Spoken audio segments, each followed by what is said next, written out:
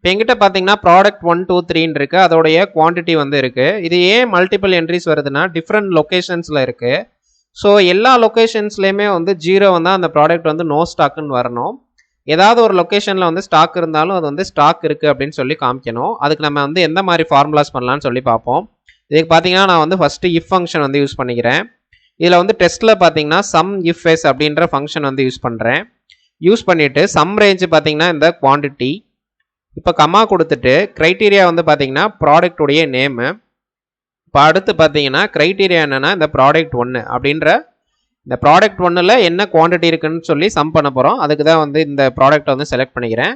இப்போ close bracket கொடுத்துட்டு இது ஈக்குவல் டு 0 இருந்துச்சு அப்படின்னா நோ ஸ்டாக் அப்படின்னு சொல்லணும். டபுள் கொட்டேஷன் கொடுத்து நோ ஸ்டாக்.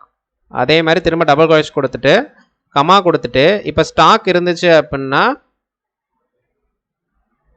இன் ஸ்டாக். ஓகே, இப்போ திரும்ப டபுள் கொட்டேஷன் கொடுத்துட்டு இப்போ க்ளோஸ் ப்ராக்கெட் கொடுத்துட்டு என்ட்ரு தட்டுறேன். இப்போ பார்த்தீங்கன்னா ப்ராடக்ட் 1 வந்து ஸ்டாக்கில் இருக்குது. ஸோ இப்போ பார்த்தீங்கன்னா நமக்கு ப்ராடக்ட் 2 மட்டும் ஸ்டாக்கில் இல்லை. என்ன ரீசன் அப்படின்னா எங்கெங்கே ப்ராடக்ட் 2 இருக்கோ அங்கே எல்லாமே வந்துட்டு 0 அப்படின்னு சொல்லி காமிக்குது. ஸோ இப்போ பாருங்கள் ப்ராடக்ட் 2 வந்து கம்ப்ளீட்டாக வந்து ஸ்டாக்கில் இல்லை. பட் 1வது ப்ராடக்ட்டும் 3rd ப்ராடக்ட்டும் வந்து ஸ்டாக்கில் இருக்குது.